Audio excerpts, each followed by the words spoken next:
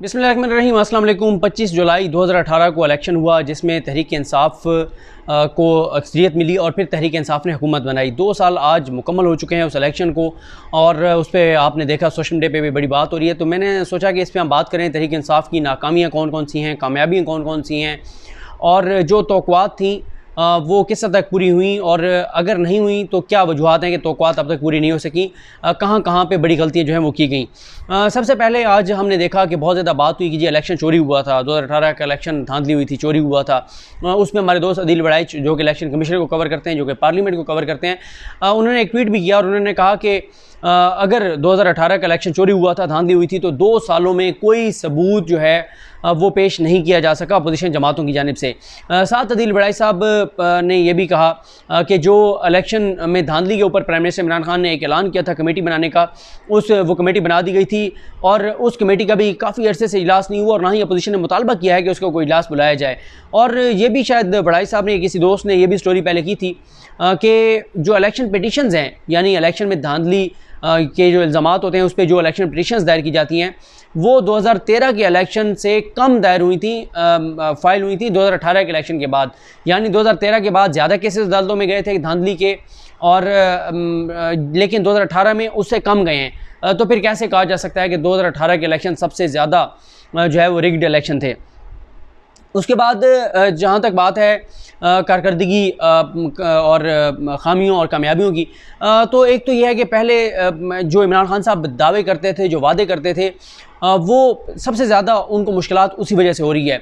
ज़ाहिर है इससे पहली जो हुकूमतें थीं उनसे इतनी ज़्यादा लोगों को तौक़ुआत नहीं थी, ना ही वो ज़्यादा दावे करते थे, ना ज़्यादा वादे करते थे, क्योंकि इमरान खान साहब ने बहुत दावे किए थे, बहुत वादे किए थे। लेकिन इमरान खान साहब को सबसे पहला जो धचका लगा वो ये था कि उनको 2/3 मेजॉरिटी नहीं मिली। उनको जो अक्सरियत मिली वो भी अक्सरियत भी, और जो उन्होंने हुकूमत भी बनाई वो इत्तेहादियों के बलबूते पर बनाई। नंबर गेम मैं कई बार आपके साथ वीडियोज़ में शेयर कर चुका हूँ। तो एक कमज़ोर हुकूमत बनी और इत्तेहादियों के बलबूते पर बनी, और यहाँ तक कि इतनी कमज़ोर हुकूमत बनी कि इत्तेहादी तो ब्लैकमेल करते हैं, अपनी पार्टी के कई रुकन भी ब्लैकमेल करते हैं हुकूमत को। और बहुत से ऐसे लोग जिनको शायद इमरान खान साहब मिनिस्टर ना बनाते लेकिन उनको मजबूरन बनाना पड़ गया, जिस तरह से जनूबी पंजाब महाज वाले शामिल हुए, जिस तरह मुख्तलिफ लोग शामिल हुए, उनको बहुत से लोगों को जो है वो वजारतें देनी पड़ गई। फिर जैसे उन्होंने हुकूमत संभाली तो मुआशी हालात जो हैं वो बहुत ही संगीन थे और ख़ुद वो बता चुके हैं कि हालात इतने संगीन थे और इतने ख़राब थे कि डर और खौफ ये था कि खुदा न खास्ता पाकिस्तान डिफ़ॉल्ट ना कर जाए, और अगर हालात बहुत ही जो है वो ख़तरनाक सूरत हाल की तरफ जाते तो वो ये कहते हैं कि डॉलर जो है वो 200 से क्या 300 से भी ऊपर चला जाता और बहुत ही ज़्यादा मुश्किलात हो जाती। जितने सख्त मुआशी हालात थे, जितने कर्ज़े पिछली हुकूमतें लेकर गईं, जिस तरह से वो कौमी ख़जाने को खाली छोड़ कर गए और जिस मुश्किल हालात में छोड़ कर गए, तो ये सबसे पहला और सबसे बड़ा चैलेंज था इमरान खान साहब के लिए कि वो जो है वो मुल्क को मुआशी तौर पर बचाएँ और आगे लेकर जाएं, और ये ना हो कि खुदा न खास्ता पाकिस्तान डिफ़ॉल्ट कर जाए। फिर जितने कर्ज़े लिए गए थे उनका सूद इतना ज़्यादा है कि बड़ी तादाद तो जो है वो हमारे जो टैक्स इकट्ठा होता है वो ना सिर्फ वो बल्कि हम अब मज़ीद कर्ज़े लेकर और पिछले कर्ज़ों का जो है वो सूद अदा करते हैं। फिर मीडिया पहले दिन से ही इमरान खान साहब के ख़िलाफ़ जिस तरह की सूरत हाल थी और पहले दिन से ही अपोजिशन तो करनी थी, अपोजिशन ने तो करना था सो करना था, लेकिन मीडिया में भी बहुत ज़्यादा मुखालफत हुई और एक मुसलसल, जैसे आपने देखा कई बार ये बात आ चुकी है कि हुकूमत कल जा रही है, परसों जा रही है, अब ये हो गया वो हो गया है, और एक पूरा मीडिया के ऊपर पहले दिन से ये तासुर बनाया गया कि ये डिलीवर नहीं कर सकेंगे, ये डिलीवर नहीं कर रहे, ये एक जो है वो गलत हुकूमत है, और अदम इस्तेहकाम पहले दिन से मीडिया की तरफ से देखने में नज़र आया। उसके बाद एक और जो बड़ा मसला था वो ये था कि अंदरूनी लड़ाइयाँ पार्टी के अंदर ग्रुपिंग, तहरीक इंसाफ के अंदर इतनी शदीद ग्रुपिंग है और इतनी ज़्यादा लड़ाइयाँ हैं। और उसकी एक मिसाल आपने देखी भी सही कि जहांगीर तरीन, जिनका इमरान खान के बाद सबसे ज़्यादा मैं समझता हूँ किरदार था तहरीक इंसाफ में, लेकिन उनको जिस तरह से अलग किया गया, और ना सिर्फ उनको अलग किया गया बल्कि एक गैर मुंतखब जो शख्स है जो वज़ीर-ए-आज़म ऑफिस में बैठा है, उसने वहाँ से ख़बरें भिजवाई रिपोर्टर्स को, और नीचे लिखा हुआ था कि ये कहना नहीं है कि वज़ीर-ए-आज़म ऑफिस से ये खबर आई है, बल्कि आपने सोर्सेज से ये खबर चलानी है। और ये ज़ाहिर है ये बातें सारी जहांगीर तरीन साहब तक पहुँची और इस पर वो हर्ट भी हुए कि ये जो चीनी कमीशन बना उसमें शरीफ ख़ानदान की शुगर मिल्स पे कोई बात नहीं है, बाकी किसी शुगर मिल पे बात नहीं है। ऐसे लगता है कि सबसे बड़ा जो मुजरिम है वो जहांगीर तरीन है। हालांकि जहांगीर तरीन साहब की जो कंपनीज़ हैं, जो उनकी शुगर मिल्स हैं, बड़ी एक अच्छी फर्म है जो उनका ऑडिट करती है और हर चीज़ ओपन है। उनके भी कमी कोताहियाँ उसमें हो सकती हैं, लेकिन ये तासुर देना कि जहांगीर तरीन सबसे बड़ा चोर है, डाकू है और पता नहीं वो लूट के खा गया है, और ये तहरीक इंसाफ के अंदर जो ग्रुपिंग है उनके लोगों ने मीडिया को, और मीडिया को तो चाहिए थी ये चीज़ें, ज़ाहिर है, और ये देकर और एक तासुर ये बनाया गया कि जी जहांगीर तरीन बहुत ख़राब बंदा है, और फिर वो उसके बाद जो हुआ वो आपके सामने है। तो ग्रुपिंग बहुत ज़्यादा है जिसने बहुत ज़्यादा नुकसान पहुँचाया है तहरीक इंसाफ को।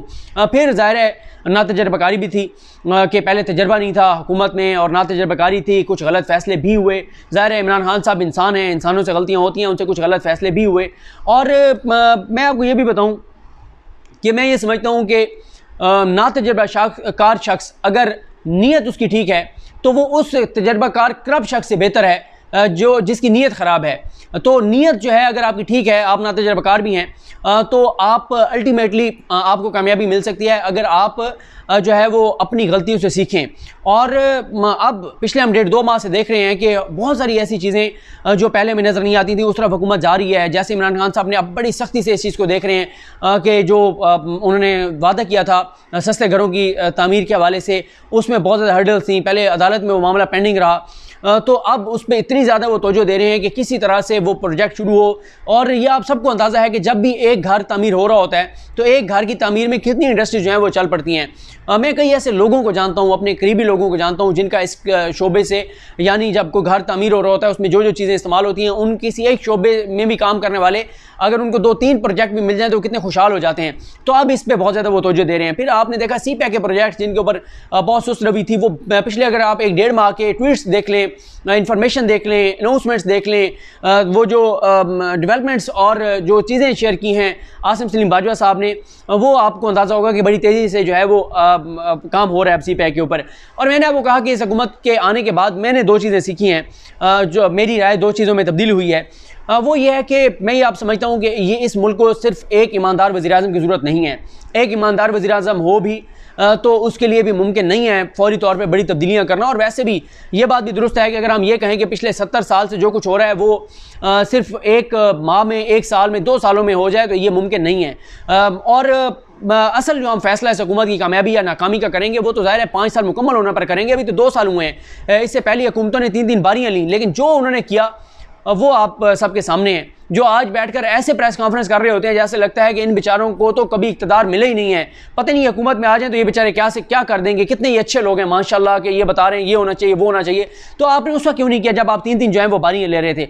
तो मैंने आपको बताया कि मैं इस नतीजे पर पहुंचा हूं कि इस मुल्क को सिर्फ एक ईमानदार वज़ीर-ए-आज़म की ज़रूरत नहीं है, इस मुल्क को सबसे पहले एक अच्छे अदालती निज़ाम की ज़रूरत है, एक अच्छे जुडिशल सिस्टम की ज़रूरत है, अच्छे जजेस की ज़रूरत है, ईमानदार जजेस की ज़रूरत है। इस मुआशरे में होने वाला हर जुल्म, हर ज़्यादती, हर 2 नंबरी, हर करप्शन, हर लूट मार, हर चोर बाजारी, हर चीज़ के केसेस अदालतों में जाते हैं। और अगर अदालतें सज़ाएँ देना शुरू कर दें, अगर अदालतें सज़ाएँ देना शुरू कर दें तो यकीन करें ये मुल्क, इस मुल्क को आगे जाने से कोई नहीं रोक सकता। और अगर इस मुल्क की अदालतें इंसाफ ना करें, पैसे लेकर फैसले दिए जाते हों, खौफ में फैसले दिए जाते हों, तारीख पे तारीख दी जाए, फैसले करने की ज़रूरत ना हो, फैसले हो ना सकें, जजेस काम ना करते हों, तो फिर जो मर्जी आप ऊपर बिठा दें। मिसाल के तौर पर प्राइम मिनिस्टर के अंडर FIA आती है, FIA एक शख्स को गिरफ्तार कर लेती है, वो अदालत से जाके ज़मानत ले लेगा। नैब ने लोगों को गिरफ्तार किया, अदालतों से जाके ज़मानतें मिल गई। उसमें नैब के भी कई मैं फ्लॉज आपके सामने रख चुका हूँ, लेकिन मैं मेन अदालतों की बात कर रहा हूँ। एक कत्ल होता है, कातिल रिहा हो जाता है, और जब एक कातिल रिहा होता है तो पूरे इलाके में क्या पैगाम जाता है, क्यों भाई कत्ल करो, कोई टेंशन नहीं है, कोई मसला नहीं है, आप साल के अंदर बाहर आ जाएंगे। या क्या होगा कि आप जितनी मर्जी करप्शन और लूट मार करें, 1 करोड़ रुपए वाला वकील खड़ा कर दें, वो आपको बचा लेगा। ये वो चीज़ें हैं जिससे मुआशरा तबाही और बर्बादी की तरफ जा रहा है। जब तक इस मुल्क में अदालतें अपना काम नहीं करेंगी, और यहाँ तक कि हुकूमत के 70% जो फैसले होते हैं वो तो अदालतों में जाते हैं। इवन कि अभी कोरोना के जितने हुकूमत के मामला हैं वो सारे अदालत के सामने हैं। हुकूमत का हर प्रोजेक्ट, हुकूमत का हर फैसला अदालतों में चैलेंज होता है। तो अगर अदालतें अच्छा काम कर रही हो तो वो हुकूमतों को भी अकाउंटेबल करती हैं, हुकूमतें भी अदालतों के सामने जवाबदेह होती हैं। तो ये सबसे पहली जो है वो मामला है। अब अदालती इस्लाहात अगर करनी है, कवानीन सख्त करने हैं, उसमें भी मसला यह है कि हुकूमत के पास 2/3 मेजॉरिटी नहीं है, और अपोजिशन नैब के कवानीन मजीद सख्त करने पर या करप्शन और लूटमार मनी लॉन्ड्रिंग के हवाले से मैं अलग एक वीडियो करूंगा। जो हुकूमत कुछ कवानीन बनाने जा रही है उस पर अपोजिशन अभी से रोलर डालना शुरू कर दिया है। इस हुकूमत की इतनी कमज़ोर हुकूमत है, इसके पास तो 2/3 मेजॉरिटी नहीं है कि ये जो है वो कोई अच्छी कानून साजी कर सकें। फिर ब्यूरोक्रेसी को भी अच्छी और ईमानदार हुकूमत सूट नहीं करती। ब्यूरोक्रेट्स में कितने लोग होंगे जो ईमानदार होंगे? चंद होंगे जो ईमानदार होंगे। अक्सरियत जो है वो जिसे कहते हैं आवक आवाई बिगड़ा हुआ है। और जो नौजवान ब्यूरोक्रेट हैं, जो अच्छे ब्यूरोक्रेट हैं, उनको तो पोस्टिंग ही नहीं मिलती। जिनको मिलती है वो करप्शन लूटमार ऊपर से नीचे तक हर चीज़ मिली हुई है। और तो इस हुकूमत का ये भी बड़ा मसला है कि इनका ब्यूरोक्रेसी पर कंट्रोल नहीं है और अच्छी पोस्टिंग ये नहीं कर सके। इसमें इनकी बहुत बड़ी खामी है, इनकी बहुत बड़ी गलती है। और जो मैंने आपको कहा था कि मेरी जो राय तब्दील हुई है, दूसरी मेरी राय यह है कि जब तक आप इस मुल्क के लोगों की अखलाकियात बेहतर नहीं करेंगे, आप जो मर्जी कर लें, आप इस मुल्क को आगे लेकर नहीं जा सकते। अगर मैं एक सीट पर बैठा हूँ, अगर मैं खुद ये फैसला कर लूँ कि मैंने करप्शन नहीं करनी, मैंने हराम नहीं कमाना, मैं हराम कमाऊँगा, मेरी फैमिली पर लग जाएगा, किसी बीमारी पर लग जाएगा, मुझे अल्लाह की अदालत में जाकर हिसाब देना है, ज़िंदगी का कोई पता नहीं है, आज कल परसों पता नहीं कब ख़त्म हो जाए, लेकिन वो जो ज़िंदगी है जो कभी ख़त्म ना होने वाली है, वहाँ मैं हमेशा जहन्नुम में रहूँगा, मैंने इसका हिसाब देना है। तो उस वक्त तक अगर मैं खुद इस चीज़ का कायल नहीं हूँ तो मैं करप्शन जो है वो मुझे कोई करप्शन से नहीं रोक सकता। बहुत से तरीके हैं। और वाइट कलर क्राइम को तो पाकिस्तान में ना पकड़ा जा सकता है, ना वाइट कलर क्राइम के सख्त कवानीन हैं। और मैंने ये पहले भी एक बात कही थी कि एक ज़िले के अंदर, आप अपने ज़िले, कोई भी आपका ज़िला है, मियाँ वाली है, बखर है, गुजरात है, गुजरांवाला है, जेलम है, जो मर्जी आपका ज़िला है, या बलोचिस्तान, KP के किसी भी आप ज़िले, अपने ज़िले के बारे में सोचें। आपके ज़िले में कौन कौन से इदारे हैं? पुलिस मौजूद है, आपके जो बड़े बड़े प्रोजेक्ट्स हैं उसमें नैब उसको देखती है, FIA देखती है, एंटी करप्शन उसको देखती है। एक ज़िले में सिविल सोसाइटी मौजूद होती है, अवामी नुमाइंदे यानी MN MPs मौजूद होते हैं, मीडिया बड़ी तादाद में मौजूद होता है। इन तमाम चीज़ों के होने के बावजूद करप्शन और जराइम कम तो नहीं हो रहे ना, बढ़ रहे हैं। क्यों बढ़ रहे हैं? क्योंकि जब तक लोग खुद, उनकी अखलाकी तरबियत ये नहीं होगी, उनको बेहतर नहीं किया जाएगा कि आप ये ना करें, तब तक नहीं हो सकता। और इतना करप्ट सिस्टम है। और वो फिर, या दूसरा इसका तरीका यह है कि आप लोगों को लटका दें, वो भी नहीं होता क्योंकि अदालतें अपना काम उस तरह से नहीं कर रही, हुकूमतें अपना काम उस तरह से नहीं कर रही। तो ये एक बड़ी ही जो है वो मुश्किल सूरत हाल है। माफियाज को तोड़ना आसान काम नहीं है, बड़ा मुश्किल है। फिर इस हुकूमत की, जो मैं इस हुकूमत की सबसे बड़ी नाकामी समझता हूँ, वो ये समझता हूँ कि ये तालीम के सिस्टम को बेहतर नहीं कर सके। ख़ास तौर पे पंजाब में तालीम के हवाले से बेहतरी नहीं आई, सरकारी स्कूलों को बेहतर नहीं किया जा सका। इस हुकूमत में सबसे बड़ी बात मैं पंजाब का हवाला दूंगा, अस्पतालों को बेहतर नहीं किया जा सका, अस्पतालों में कोई तब्दीली नहीं आई। अस्पतालों में उसी तरह से रश है, डॉक्टर्स की आज भी कमी है, नर्सेज की कमी है, हॉस्पिटल्स को भी बेहतर नहीं कर सके। एक चीज़ अच्छी हुई है, वो ये है कि सेहत कार्ड जो दिया जा रहा है उससे यह है कि प्राइवेट अस्पतालों में आप जाके 7 लाख तक का इलाज करा सकते हैं। ये बहुत अच्छा एक फ़ैसला है, ये बहुत अच्छी सहूलत है। मैं समझता हूँ हर फैमिली को हेल्थ कार्ड जो है वो दे देना चाहिए। उससे उसका फ़ायदा क्या होगा कि लोग प्राइवेट हॉस्पिटल्स में जाएंगे, जब वो प्राइवेट हॉस्पिटल्स में जाएंगे सरकारी हॉस्पिटल से रश कम होगा। और साथ ये है कि जब प्राइवेट हॉस्पिटल जो हैं उनमें मरीज़ ज़्यादा जाएंगे, उनको पैसे मिल रहे होंगे, तो आप एक तरह से कि जो प्राइवेट बिजनेस है उसको आप इंकरेज कर रहे होंगे, और अस्पताल बनेंगे और अच्छी सहूलियात होंगी। और ब्रेन ड्रेन नहीं रोका जा रहा। अच्छे जो डॉक्टर हैं पाकिस्तान के, वो जो सरकारी पाकिस्तान के अस्पताल, मेडिकल कॉलेज के पढ़े हुए लाइक डॉक्टर्स हैं, वो यहाँ से बाहर जा रहे हैं, उनको बाहर तनख्वाहें अच्छी मिल रही हैं। और जो बाहर के पढ़े हुए डॉक्टर्स हैं रशिया और दीगर ममालिक के, उनमें कुछ बहुत अच्छे डॉक्टर्स भी हैं, लेकिन अक्सरियत जो है वो मेरी तरह जो है वो नैले दैले हैं। तो वो सरकारी अस्पतालों में उनको भरा जा रहा है। और जो अच्छे डॉक्टर्स हैं, जो पाकिस्तान के अच्छे कॉलेज से पढ़े हुए हैं, वो पाकिस्तान से जो है वो बाहर जा रहे हैं। फिर ये हुकूमत इस्लाहात नहीं कर सकी, इस्लाहात इनको करनी थी इदारों में, वो नहीं कर सके। ये पुलिस को बेहतर नहीं कर सके। पुलिस को इनका वादा था कि हम पुलिस रिफॉर्म्स लाएंगे, ये वो नहीं ला सके। जो बड़े 2 प्रोजेक्ट से जो इनका था घरों की तमीर वाला, उसके ऊपर हर्डल थी, लेकिन अब ये नज़र आ रहा है कि वो जल्दी शुरू हो जाएगा बड़ी फास्ट पेस के ऊपर। दूसरा इनका नौकरियों के वाले से था, उसमें जो 3 इस हुकूमत को धचके लगे। पहला लगा कि जो मुआशी हालात थे वो बहुत सख्त, मीडिया का वार, अपोजिशन का दबाव और अपनी तजर्बाकारी और वो चीज़ें बता चुका हूँ। उसके साथ फिर दरमियान में 2 चीज़ें और हुई। एक जो पाकिस्तान और भारत की कशीदगी शुरू हो गई, 27 फरवरी वाला वाक़या, वो 3 माह बड़े टफ गुजरे पाकिस्तान के।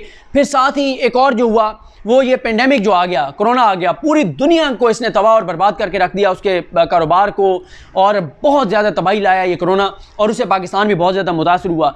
और साथ ही मैं इस सारी सूरत हाल में फिर कुछ अरसा जो है वो इमरान खान साहब के और मुख्तदर हलकों के तल्लुकात बड़े गड़बड़ हो गए, उससे भी बड़ा एक चीज़ें मुतासर हुई, क्योंकि नवाज शरीफ साहब को जिस तरह से बाहर भेजा गया, इमरान खान साहब को उस पर बहुत ज़्यादा तहफ़्फ़ुज़ात थे। सफारती मास पे इस हुकूमत को बहुत कामयाबी मिली। एहसास प्रोग्राम बहुत ज़बरदस्त है, उसको जितना बढ़ा सकते हैं बढ़ाया जाए, लोगों को एम्पावर किया जाए। मैं तो अक्सर ये लोगों को कहता हूँ कि हम एक बंदे को अगर 5,000 रुपये हर माह इमदाद दे रहे हैं, उसकी बजाय एक ही मरतबा उसको 40-50 हज़ार रुपया देकर कोई कारोबार उसको शुरू कर दें, कोई उसको रेडी लगा दें, कोई उसकी फैमिली में से किसी को हुनर सिखा दें, ताकि वो फैमिली अपने पाँव पर खुद ही खड़ी हो जाए, उनके किसी बच्चे को तालीम दिलवा दें। लोगों को बजाय आप हर माह इमदाद देने के, उनको मुस्तकिल तौर पर गुर्बत से निकालने के लिए ये जो एहसास प्रोग्राम में बहुत सारा हुआ था, लोगों ने तो इसका मजाक उड़ाया था कि भैंस दे रहे हैं, ये दे रहे हैं, वो दे रहे हैं। ये इसी तरह से आपने लोगों को एम्पावर करके उनको मुस्तकिल तौर पर आपने उनको गुर्बत से निकालना है और उनको अपने पाँव पर खड़ा करना है, ताकि वो खुद जो है वो कमाएं और फिर उसके बाद वो अपना हुनर सीखें। और ये सारे मामलात एहतसाब के ऊपर अलग किसी वीडियो में तफसील से बात करेंगे। ये हुकूमत 2 साल में एहतसाब का कहाँ तक कर सकी, उसमें भी ज़्यादा किरदार नैब का है और अदालतों का है। इस हुकूमत को कोई ज़्यादा जो है वो किरदार नहीं है। सरकारी मुलाजमीन भी इस हुकूमत से नाराज़ हैं, क्योंकि अभी जो है वो तनख्वाहें नहीं बढ़ाई गई, वो हुकूमत की ज़ाहिर मजबूरी है। ज़राअत में हमने देखा कि कोई बड़ी रिफॉर्म्स ये हुकूमत नहीं ला सकी। और मैंने आपको बताया ना कि हर जगह माफियाज हैं, हर जगह करप्ट सिस्टम है। इसको ठीक करना इतना जल्दी मुमकिन नहीं है, लेकिन कोई सिम तो नज़र आए ना, कोई हुकूमत कहीं पे कुछ जगहों पे सख्ती तो करती नज़र आए, कुछ शोबों को बेहतर करती तो नज़र आए। मतलब हॉस्पिटल्स को बेहतर करने में कौन सा को नून लीग या पीपल्स पार्टी का दबाव है? करें हॉस्पिटल्स को ठीक। तालीमी निज़ाम को बेहतर, स्कूल्स को बेहतर करने में कौन सा नून लीग और अपोजिशन का दबाव है? बेहतर करें स्कूल्स को। ये चीज़ें और ब्यूरोक्रेसी में रिफॉर्म्स, पुलिस में रिफॉर्म्स, ये चीज़ें इस हुकूमत को करनी होंगी। 2 साल गुजर चुके हैं, आगे 3 साल हैं। मुकाबला वो जिसे कहते हैं कि वक्त कम और मुकाबला सख्त है, तौक़ुआत बहुत ज़्यादा हैं। ओवरसीज़ पाकिस्तानियों के जो मामलात हैं उसमें कोई बेहतरी नहीं आई, उनको जो तौक़ुआत थी वो पूरी नहीं हुई, और उसमें उनकी खैर बहुत ज़्यादा जो उनके तहफ़्फ़ुज़ात हैं, जो शिकायत हैं, वो तो अदालतों से मुतल्लक़ हैं, क्योंकि वो केसेस अदालतों में चल रहे हैं, उसका हुकूमत से कोई ताल्लुक़ नहीं है। लेकिन उसमें भी प्राइम मिनिस्टर इमरान खान कम अज़ कम अटॉर्नी जनरल पाकिस्तान के ज़रिए चीफ जस्टिस पाकिस्तान से और बाकी अदालतों की चीफ जस्टिस साहिबान से बात कर सकते हैं कि जो ओवरसीज़ पाकिस्तानियों के ख़ास तौर पर ज़मीनों पर कब्ज़े और इस तरह की जो उनके साथ फ्रॉड और लूट मार हुई है, उसके जो केसेस हैं उनके जल्दी फैसले हों, वो भी उस तरह से नहीं है। बाकी 2 साल में हमने देखा कई बार इस हुकूमत को घर भेजा गया मीडिया की जानिब से और तजियाकारों, दानिशवरों, जुगादरियों, साफ़ियों की जानिब से, लेकिन ऐसा नहीं हुआ। हुकूमत को इन चीज़ों पर तवज्जो नहीं देनी चाहिए, और लड़ाइयाँ अब हुकूमत को हर बंदे से लड़ाई करने की बजाय प्रोडक्टिव काम करना चाहिए, और जो माफियाज़ हैं उनके खिलाफ सख्त कार्रवाइयाँ करनी चाहिए। और आगे अब 3 साल रह गए, और अगर 2-3 अच्छे काम भी प्राइम मिनिस्टर इमरान खान कर गए तो ज़ाहिर है 3 साल बाद जब इलेक्शन होंगे तो दोबारा लोग उनको मुंतखब करेंगे। लेकिन अभी कुछ भी कहना कबल अज़ वक्त है। 3 साल बाद हम इस पोजीशन में हो गए आपको बता सकें कि ओवरऑल ये हुकूमत कामयाब थी या नाकाम थी। अभी मैंने कुछ चीज़ें जो हैं वो आपके सामने रख दी हैं। मुझे अपनी दुआ में याद रखें। अल्लाह करीम हम सब कामयाब नासरो। अल्लाह हाफ़िज़।